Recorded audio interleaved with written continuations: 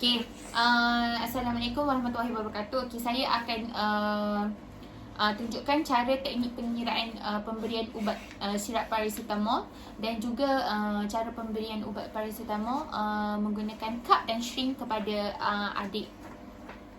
Okey, first ini adalah cara pengiraan tersebut, iaitu dos yang diarahkan per dos yang tersedia, darab dengan volume, jumlah dalam mililiter sama dengan amount, jumlah yang kita akan dapat lah dalam mililiter juga. Okey, dos yang diarahkan adalah 400 mg per 200.5 mg, iaitu dos yang tersedia lah yang kat dalam ni. Okey, darab dengan volume itu mililiter. Kita tengok dekat sini, ia akan tunjukkan berapa mililiter untuk budak-budak 8 tahun. Okey.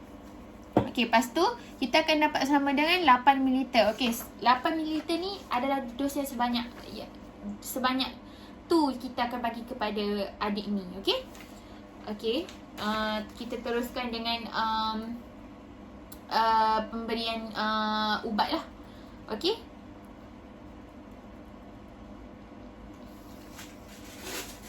Okey, bahan-bahan yang kita perlukan adalah ubat sirap paracetamol PCM, okey, syring 5 ml dan cup, okey. Okey.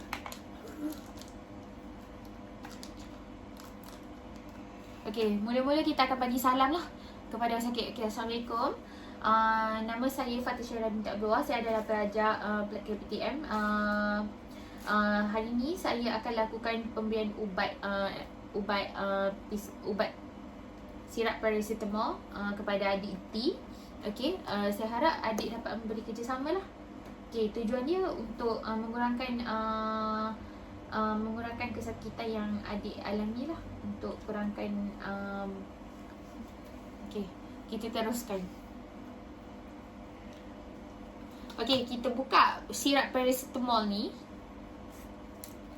Okey, kita dah kira iaitu sebanyak 8 ml untuk diberikan kepada adik T. Okey. Kita buka syring. Okey, syring ni 5 ml. So kita akan bagi 2 kali lah. Itu 5 ml 6 ml. 5 ml dan kita akan bagi pula sebanyak 3 ml kepada pesakit. So 2 kali dos. Okey. Masukkan ke dalam sirap PCM dan kita tengoklah banyak mana kita akan ambil.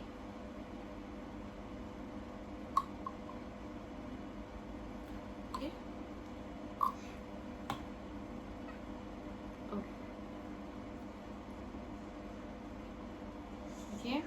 Okey.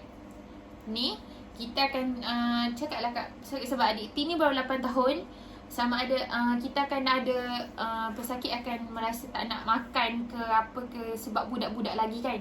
So kita pujuk dulu. Okey adik, masa untuk makan ubat. Buka mulut ya. Okey, bagi sampai habis, dan dos yang kedua kita ambil sebanyak 3 ml. Okey. Ni adalah untuk penggunaan syring. Okey. Kita akan tunjukkan penggunaan dengan cup. Okey, cup ni dia ada sampai 15 ml. So senanglah kita akan sukukan dia. Okey. Kita sukukan sebanyak 8 ml terus. Okey. Okey dah. 8 ml. So kita bagilah kat adik ni. Dia boleh pilih lah sama ada nak guna syring ataupun cup. Okey. So adik ni minum. Macam tu je. Okey. Okey, selesai. Okey, saya akhiri dengan terima kasih. Okey adik, terima kasih sebab bagi kerjasama. Okey, Assalamualaikum warahmatullahi wabarakatuh. Nama saya Fatin Syara binti Abdullah dan nama PTM saya adalah PTM 190707846. Okey, hari ini saya akan memberi tunjuk ajar tentang pemberian MDI. Okey, dan ni adalah model saya. Okey, ni adalah adik G. Adik G berusia 6 tahun dan mengalami bronchiolitis. Okey, doktor telah mempreskripsikan ubat MDI salbutamol sebanyak 2 puff kepada pesakit, dan saya sebagai jururawat akan menerangkan kepada adik G cara pengambilan ubat MDI tersebut dengan menggunakan spacer ataupun aero chamber. Okey, tujuan saya memberikan MDI ini adalah untuk membekalkan oksigen yang efektif kepada pesakit dan untuk membantu pernafasan efektif dan juga mencegah komplikasi hipoksia dengan hyposekmia. Okey. Okey, kita teruskan. Adik mana adik? Okey, lepas tu kita akan check lah keadaan pesakit, sama ada pernafasan pesakit, warna dan keadaan kulit pesakit, tahap kesedaran ikut dan faham arahan ke tak, keadaan nasa iaitu kepatahan, ada ketumbuhan ke tak, trauma dan seumpamanya lah. Lepas tu kita nak pastikanlah klien ni diberi amount oksigen yang diarahkan doktor. Okey, alat-alat yang kita akan berikan adalah spacer, okey, dan ubat salbutamol sebanyak 2 puff. Okey.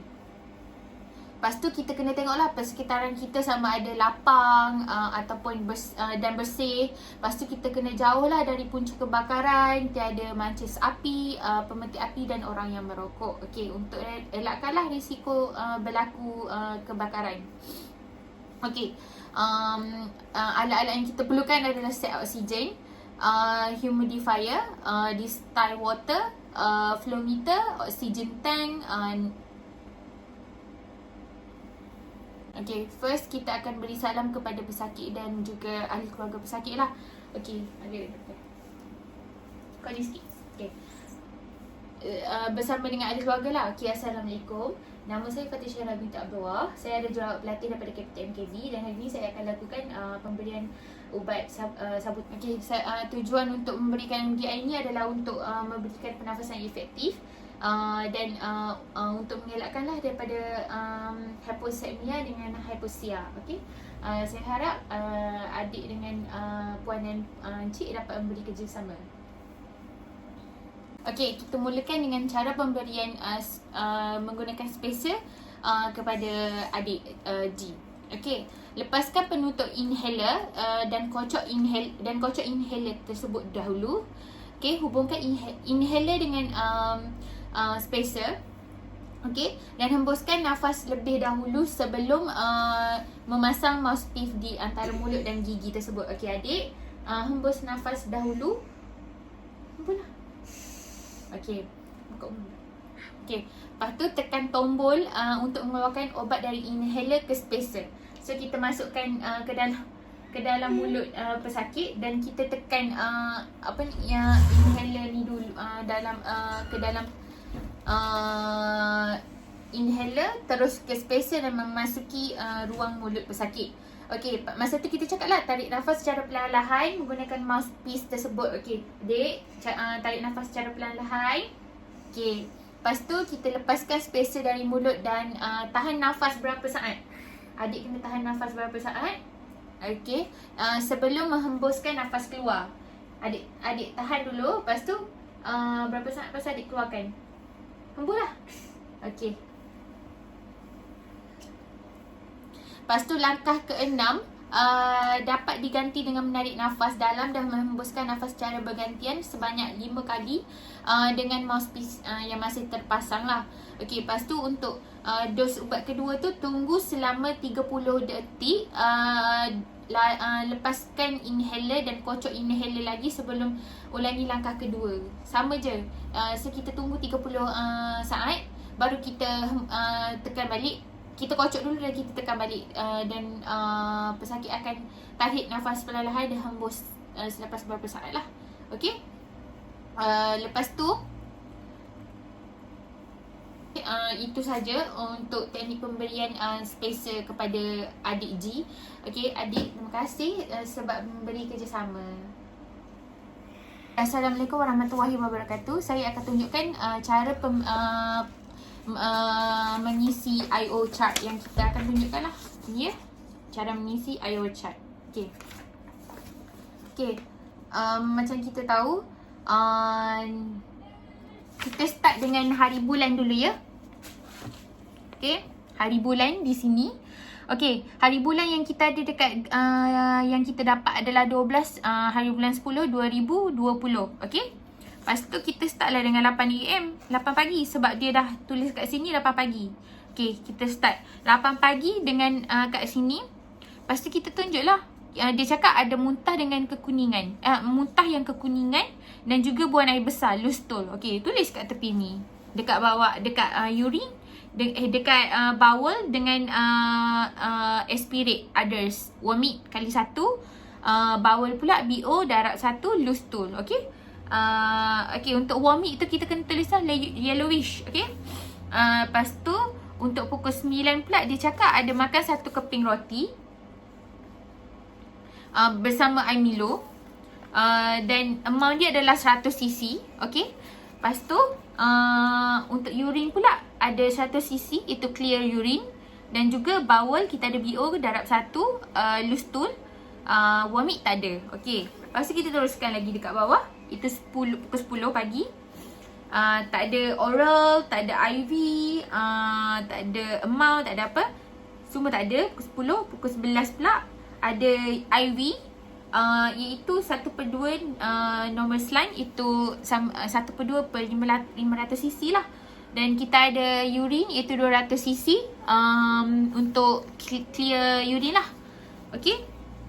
Lepas tu kita ada pukul 12 AM, 12 noon, iaitu 1/2 bubur dengan 1 gelas air sejuk, bersamaan amount 200.5cc, dan juga kita ada amount untuk ni 28cc. Okey, 28cc, 28cc, 28cc. Kita ni lah. Okey. Lepas tu kita ada pukul 1, iaitu 28cc saja. Lepas tu pukul 2 28cc. Okey. Lepas tu kita akan buat total pukul 8 hingga pukul 2 PM. Intake 300.5cc bersamaan IV dan juga 84cc untuk ni, untuk amount. Lepas tu output 300cc untuk urine, BO kali 2, vomit kali 1 dan okey. Lepas tu kita sambung pukul 3 sampai pukul 9. Okey, untuk pukul 3 tak ada cuma ada IV dan vomit 1 kali yellowish. Okey, lepas tu kita ada pukul 4 kita ada biskut, dia oral intake, iaitu biskut campur plus dengan air kopi dan juga plus Dutch Lady 300cc, dan kita ada urine iaitu sebanyak 200cc clear urine. Okey. Lepas tu kita ada pukul 6 ubat tambah dengan 1/2 air kosong bersamaan 1cc. Okey, tak ada apa tak ada. 19 PM kita ada nasi plus dengan 1 gelas air sirap iaitu 200.5cc. Tak ada juga output. Okey, pukul 8 PM ni kita ada output sebanyak 1cc clear urine. Okey. Lepas tu pukul 8 tak ada, pukul 9 tak ada. Okey. Total dia pukul 3 sampai pukul 9 malam, iaitu intake dia sebanyak 600.5cc. IV drop dia 416. Okay, 196cc untuk ni. Dan output kita ada 300cc dan vomit 1 kali. Okay.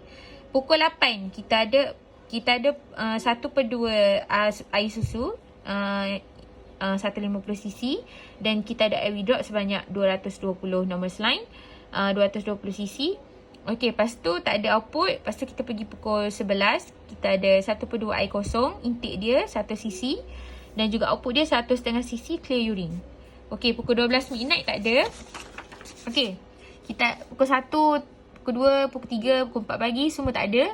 Kita ada pukul 5 pagi. Itu 1.5cc clear urine. So, dia hanya mengeluarkan output. Okey, total dia kita ada intake sebanyak 200.5cc. Dan IV drop lepas tu 220cc. Output dia kita ada 300cc. Okey, total semua sekali banyak 3 kali ni air ucap 3 kali pengambilan ni. Kita ada intake dia ada 1,200.5cc. Okey, output dia ada 900cc.